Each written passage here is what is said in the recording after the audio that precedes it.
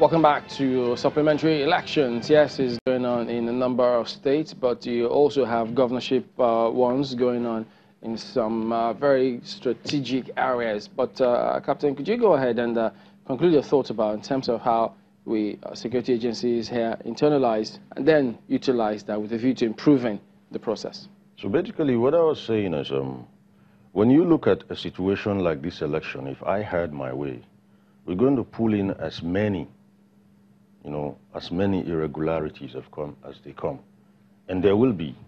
And over the past elections, you would have had what you call a cesspool of irregularities. That is, incidents that have occurred. And that is where you pull your lessons learned from. And that is where you modify and hone your measures from. If you went into any of those locations right now, you're going to see a strong security presence. There's going to be a strong security presence, patrols, as he said, and what have you. But then you have to not underestimate that mischief maker. The people that come out and do these things are not going to be people that will be visible to patrols. Yeah, but why does it always come across to us as though all of those deployments is aimed at, what you see there, how to prevent what happens there? What about being proactive, stopping them before? That's exactly what I'm saying, that the proactivity aspect of it is what your lessons learned prepares you for. If we had an engagement and we had to do what you call a mop-up afterwards, we don't only look at and celebrate the successes. We go back and look at the setbacks and the challenges. And then after that, we don't just close it and wait the next 4 years. We talk about these challenges and what we can do to either contain or mitigate them. You talked about underestimating these threats. Yes. How? If you went to the river with a fishing net, a mighty fishing net, and you were looking for tadpoles, you won't catch any. But then that tadpole can pass through the net and just deliver, just like any of the fish you were looking for will.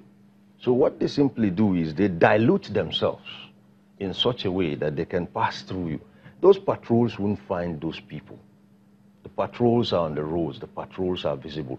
What you really need in terms of elections that makes it a bit very peculiar, and now you require a template and lessons learned database, is native ability.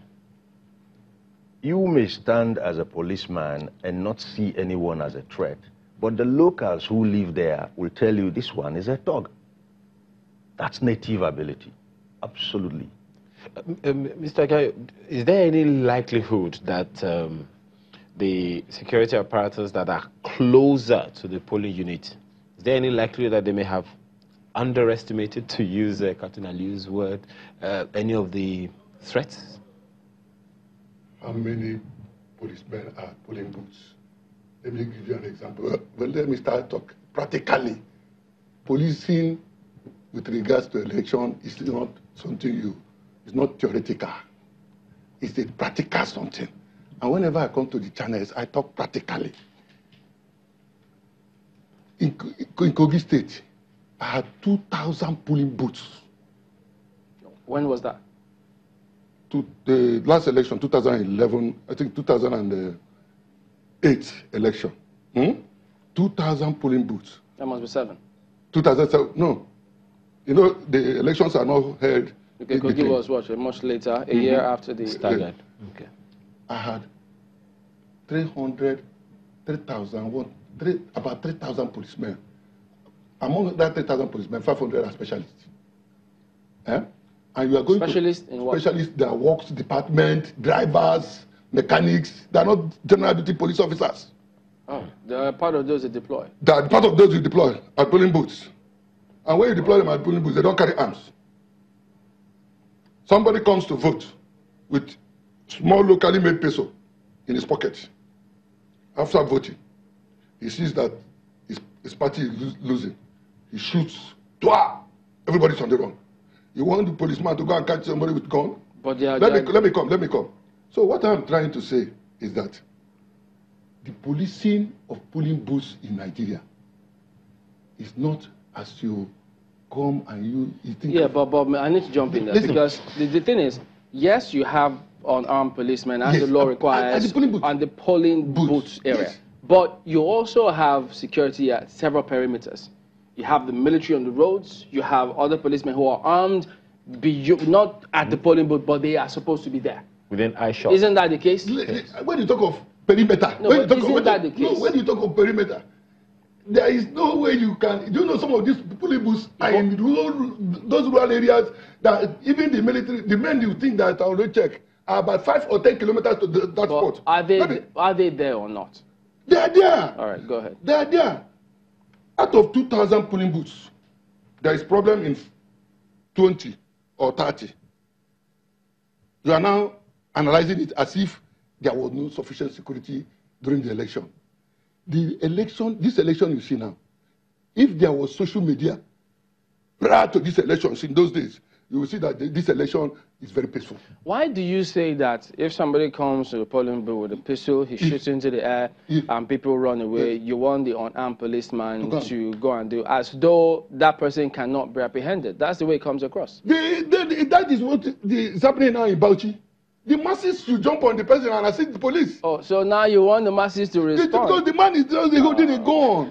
And you don't take a gun to a police station. Doesn't this then underscore what Captain Ali said, that we sometimes underestimate the potential threats? You see this underestimating of potential threat.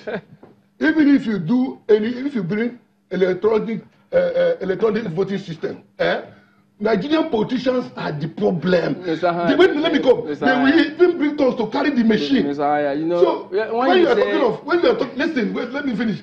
When you are talking of estimating intelligence reporting talks, it is not possible. No, but you know, when you get intelligence reporting, how can you identify a talks even in your locality? I don't understand. His point. Sorry, you can't identify a talk in your locality. His point is that the locals, the people in the environment, in the community, you have police community relations, right? Yes.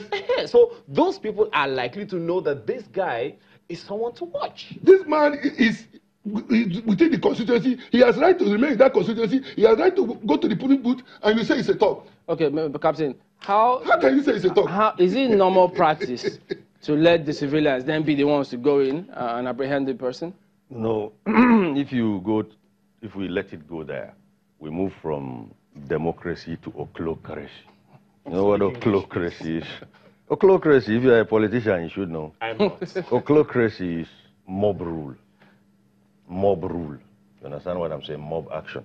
You see, theoretically speaking again, not practically, if you don't get it right in your head, on the table, it will never work on ground.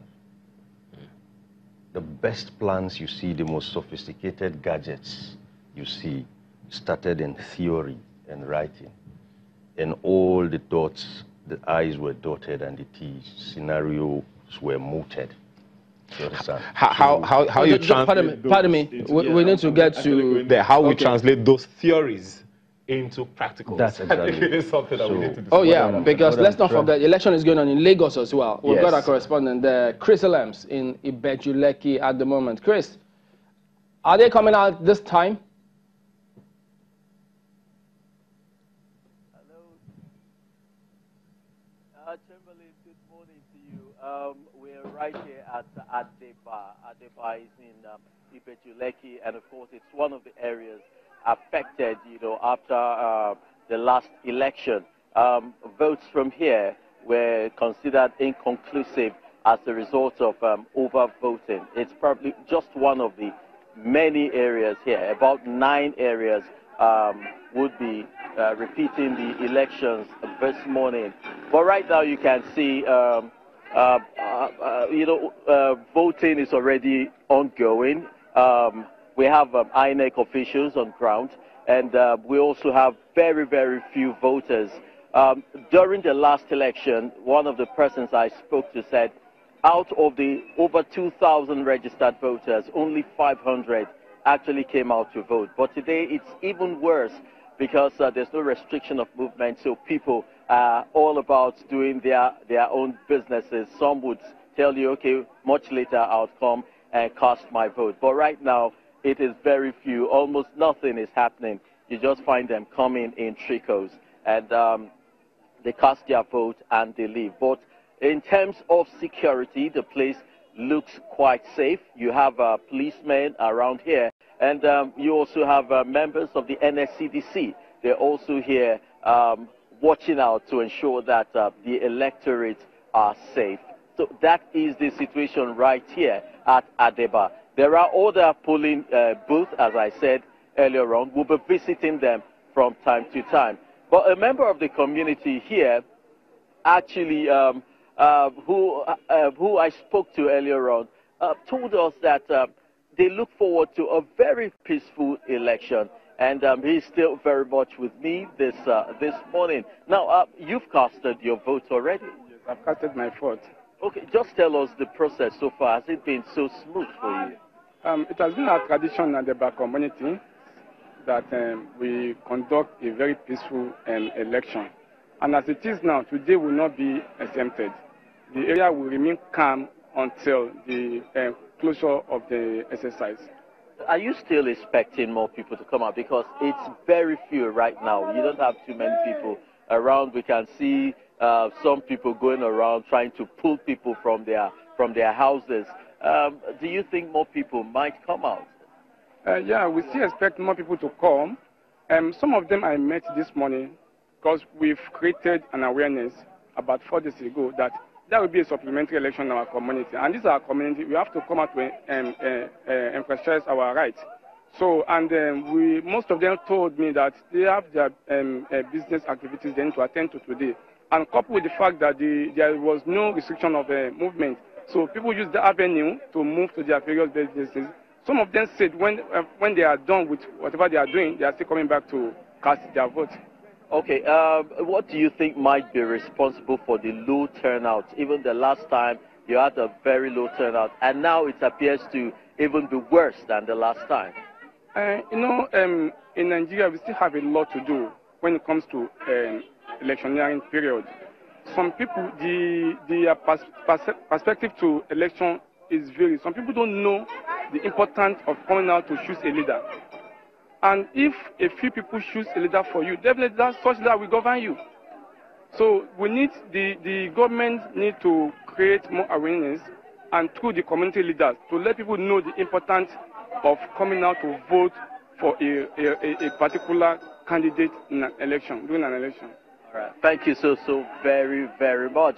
Well, it's still from Adeba right here in Ibejuleki. There are 9 other areas that we hopefully would be visiting to bring you updates on what is happening. But for now, if you go outside of town, a lot of people going to work, businesses are opened, and without restriction, people are just going on their normal businesses.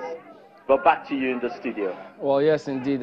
Thank you, Chris Lambs, coming to us from Ibejuleki. Well, yes, they're going for their parties. People are going for wedding ceremonies in Lagos. It's one local government. But yes, we understand there are about 12,711 registered voters, the information